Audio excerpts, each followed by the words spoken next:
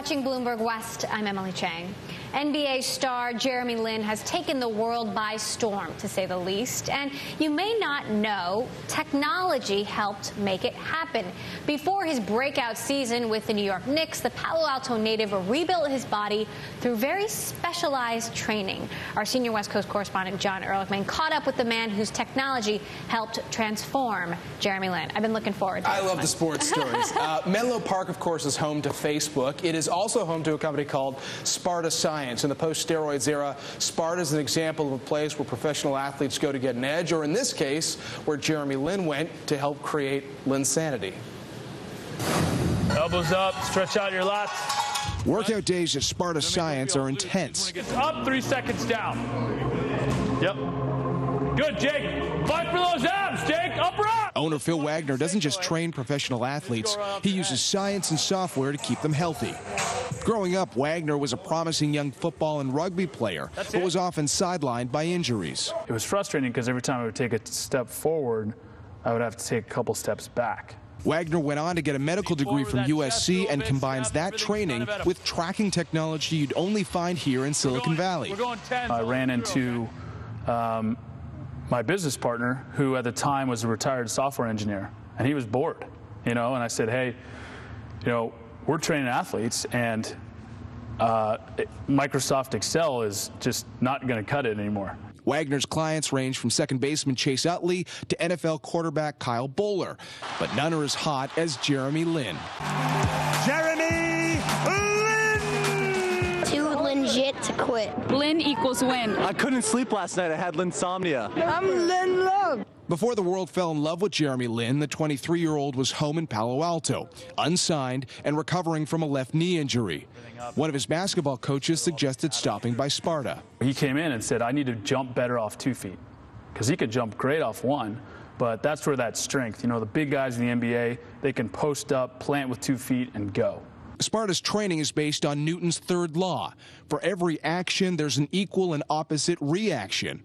If a basketball player wants to jump higher, that player needs to put more force in the ground. Everything in our workout begins right here. And so when an athlete steps on here and performs a movement, those movements are calculated, fed into computers, and a software program calculates all their values of ground reaction force. So we're looking now at a software program that analyzes everything you got on Jeremy Lin. Correct. Wagner determined that to jump higher, Jeremy Lin would need to bulk up his upper body. He was like a very stretchy rubber band. You could pull out that rubber band and fire it. But as you know, if that rubber band is really loose, so what we did is we lifted heavy weights so that rubber band became much tighter.